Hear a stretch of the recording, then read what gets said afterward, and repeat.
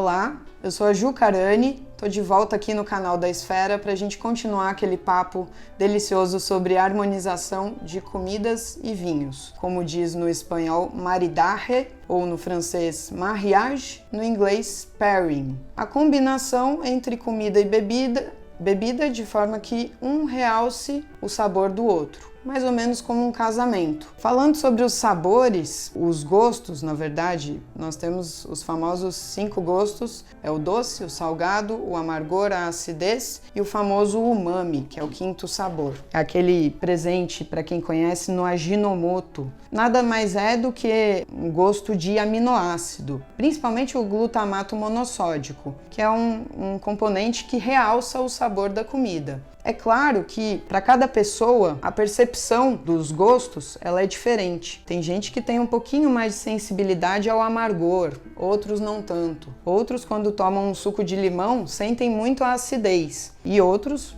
também nem tanto. Quando a gente fala de harmonização, ideal, deve ser levado em conta a característica pessoal de cada um. Também, por exemplo, quando a gente sente os aromas do vinho e tenta detectar quais as características dele, cada um tem uma percepção diferente devido à sua memória olfativa. Então tem gente que, por exemplo, teve uma mangueira no quintal de casa. Em geral, essa pessoa vai ter mais familiaridade com esse aroma. Para começar a falar então um pouco sobre os princípios de harmonização, a gente leva em conta algumas características. A primeira delas que eu gostaria de falar é o peso da comida e da bebida. No caso, a gente está falando dos vinhos. A gente tenta equilibrar esse peso para que comidas leves acompanhem vinhos leves, pratos moderados com vinhos moderados, pratos mais saborosos, mais estruturados, acompanhem também vinhos mais corpulentos, mais tânicos até, e enfim. Só para dar alguns exemplos sobre isso, começando pelos leves, a gente pode citar, por exemplo, a uva Sauvignon Blanc, que é uma casta muito aromática, que pode combinar muito bem com saladas, com um bolinho de peixe frito, o chablis com ostras, onde a mineralidade é o fator crucial para essa harmonização. Os intermediários, a gente pode ter, por exemplo, um frango assado, um vinho tinto de médio leve a médio corpo, por exemplo, um dolcetto ou da uva gamay, e indo aí para os pratos mais estruturados, cordeiro assado com vinhos de Bordeaux, principalmente da comuna de Pauillac e Saint-Julien, que são duas comunas na margem esquerda de Bordeaux, que tem mais Cabernet. É claro que 1 mais 1 não é igual a 2 quando a gente fala de harmonização, então a coisa não é muito matemática. O segundo fator é a intensidade de sabor ou de aromas do vinho e da comida. A gente pode também combinar pratos que são muito estruturados com vinhos leves, porém aromáticos, porque aí você tem uma quebra desse peso da comida através de acidez e esse lado mais perfumado do vinho. Em geral, as comidas tailandesas, elas são carregadas de pimenta, são mais condimentadas, e a gente pode ter um vinho aromático, por exemplo, da casta Gewürztraminer, que quebre um pouquinho essa picância muito presente na culinária tailandesa. Para dar outro exemplo, a famosa feijoada, que também é muito saborosa, muito rica, ou seja, um prato estruturado que pode combinar muito bem um espumante rosé, por exemplo, que é um vinho mais leve, tem a acidez, que eu já vou falar dela, mas é muito importante para quebrar essa gordura da feijoada e ao mesmo tempo também o aroma desse espumante rosé complementando, dando graça à feijoada. A terceira característica é a acidez. Em geral, a gente costuma dizer que a acidez do prato ela deve ser igual à acidez do vinho. Nunca o vinho deve ter a acidez menor que a do prato. Caso contrário, o prato vai parecer um pouquinho sem graça, até um pouco flácido ou mole, que a gente costuma dizer. Então, a acidez do vinho ela deve ser igual ou superior à acidez do prato. Outro ponto muito importante é o sal. O sal na comida ele tem um papel de da graça, de realçar o sabor da comida. Mas ele pode ser perigoso em algumas harmonizações, dependendo da quantidade, é claro. Em geral, com vinhos tintos, que tem o famoso tanino. Para quem não sabe, o tanino é uma substância presente principalmente na casca, na pele das uvas tintas, também das brancas, mas em bem menor quantidade, mas principalmente nas uvas tintas, também na semente e no que a gente chama de engaço, que seria aquele cabinho da uva que carrega, que porta o bago. Ele dá aquela famosa sensação de ressecar a boca. Então, quando a gente come, por exemplo, uma banana verde, um caju verde, é dessa sensação que eu tô falando. O sal, ele pode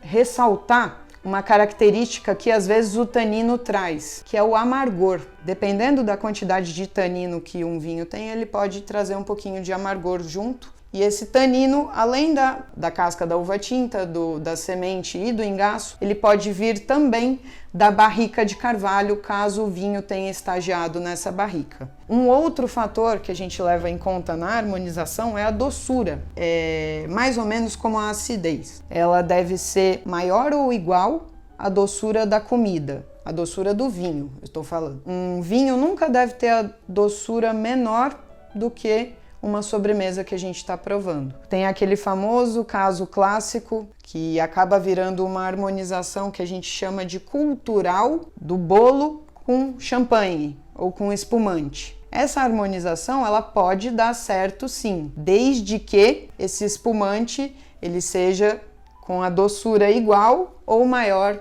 que a do bolo que a gente está provando. Às vezes as pessoas optam por um espumante brut, que seria um espumante seco, sem muita doçura. E essa combinação com esse bolo que tem açúcar gera um amargor desagradável no paladar. Quando for fazer essa combinação cultural, deve ir para espumantes meio secos, demi-sec, ou doces, que em francês é doux. Então procurem demi-sec ou doux no rótulo do espumante para fazer essa combinação, que é muito bacana. O último ponto que eu gostaria de falar hoje é o tanino, que eu já tinha citado, mas o tanino ele se combina muito bem com proteínas. Então as fibras, sejam de bovina, de aves, porco, de javali, enfim, cada carne tem a sua característica. E esse tanino se combina muito bem, ele se une à proteína e ajuda a digeri-la. Esse é outro fator que a gente considera quando a gente fala de harmonização. E agora a gente vai ver alguns exemplos que eu preparei para vocês, espero que vocês gostem. A primeira harmonização que eu vou comentar hoje é bem disruptiva e se trata de um espumante brut com coxinha. Poderia ser também um champanhe. Quando a gente fala de harmonização, existem basicamente dois tipos que a gente classifica. Um seria por similaridade, ou seja, características parecidas entre a bebida e a comida, e o outro seria por contraposição, ou seja, coisas opostas, mas que se complementam. Mas aqui a gente está com uma Chandon Excellence, que é um espumante brasileiro da Serra Gaúcha, de Pinot Noir e Chardonnay. Traz a característica principal do espumante, que é a acidez. No mundo dos vinhos, a gente chama isso por outro nome. A acidez a gente costuma dizer frescor. É uma maneira mais elegante de falar, mas essa acidez, ela tem um efeito no paladar, provoca salivação. Então, por isso que em geral, a gente começa as refeições com espumantes porque estimula, abre o apetite. Então aqui a gente tem uma coxinha de frango, geralmente temperada com salsinha, e que é uma fritura, e a principal característica dela seria essa questão da gordura. Nesse caso, a gente teria uma harmonização por contraposição, porque a gente está usando a característica da acidez, que vai provocar essa salivação e ajudar a limpar a gordura da coxinha. A gente tem aqui uma massa bem consistente, que combina aí aromaticamente até com esse espumante. que apresenta aí algumas notas de frutas brancas mais maduras, de avelãs e notas de panificação. Então agora, segundo a harmonização que eu criei aqui, foi de um vinho que é muito peculiar, do sul da Espanha, de Jerez de la Frontera. Então eu estou aqui com um dos estilos de Jerez que são produzidos, que é o fino, mas a gente tem outros estilos produzidos nessa região, manzanilha, oloroso, amontilhado, palo cortado e alguns jerezes doces, extremamente doces, de Pedro Ximénez, que é a uva. É uma região que dá vinhos de estilos diversos, mas que vão dos extremamente secos e salinos, como esse fino, aos doces que eu falei para vocês. É um vinho muito peculiar, diferente de muita coisa que a gente prova, mas que em geral os sommeliers são apaixonados, que tem um leque aromático muito interessante. É um vinho que é fortificado, ou seja, a gente acrescenta no meio do processo a aguardente vínica. Falando desse especificamente, gera um vinho, como eu disse, seco, ou seja, o oposto de doce, salino, com notas de amêndoas, de frutas secas, de especiarias, maresias, dado que o solo de lá é muito rico em calcário. É um vinho muito interessante, e aqui eu tô falando de uma harmonização regional, que é Jerez com Ramon Ibérico. Aqui eu acho que o fator principal é uma harmonização de força, porque nós estamos falando de duas coisas que têm aromaticamente características bem marcadas, fortes, e o aspecto salino que tem no Ramon, presunto, né, junto com o fato dele ser curado, traz aí notas aromáticas semelhantes às do Jerez, e em questão de aroma e de força, os dois se combinam. Então é uma combinação por similaridade. Agora a gente está na terceira harmonização, muito inesperada, né? Quem pensou que cachorro quente pode ser combinado com vinho, sim, assim como hambúrguer. E hoje a gente está combinando um cachorro quente com Beaujolais, que é um vinho de uma região da França, um pouquinho abaixo da Borgonha. Aqui na uva Gamay dá um vinho que é leve, frutado, fresco, vinho descontraído. Eu costumo dizer que é um vinho glu-glu. Glu-glu que vem do francês gouleyen, que é um vinho fácil, aquele vinho que desce de uma maneira agradável, redondo, macio, e que a gente vai combinar com cachorro quente, porque a salsicha, ela não é uma carne muito fibrosa, muito pelo contrário, ela é macia, ela é tenra, principalmente dependendo do molho que a gente usa no hot dog, geralmente molho de tomate. Se combina muito bem, porque o tomate tem a acidez e aqui a gente também tem a acidez. Além de um toquezinho salino, que se combina com o toque salino do cachorro quente. Para finalizar, a última combinação que eu vou mostrar para vocês hoje é de um vinho de sobremesa emblemático, que é o Sauternes, que fica na região de Bordeaux. É um vinho que a gente diz que é feito de uvas botritizadas. O que significa isso?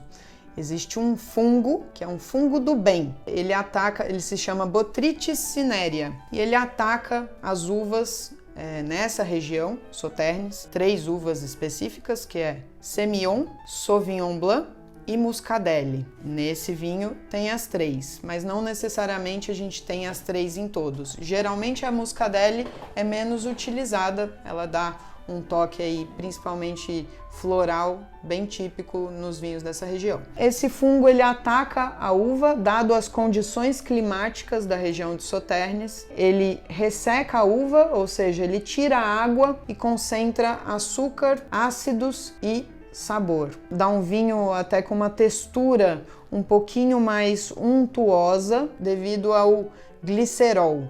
Aqui o glicerol, no ataque desse fungo, ele é aumentado a sua quantidade e propicia essa textura mais cremosa. São vinhos muito trabalhosos de serem feitos. Os bagos de uva são colhidos um a um, o rendimento é muito mais baixo e a gente tem um vinho com a característica da doçura e da acidez. E aqui a gente está combinando com um queijo azul, que é um queijo de ovelha, o Roquefort. Então a gente tem harmonização aqui tanto por similaridade da textura do queijo com a textura do vinho, que são mais cremosos, quanto por contraposição de duas características: o doce com o salgado, a acidez com a gordura do queijo.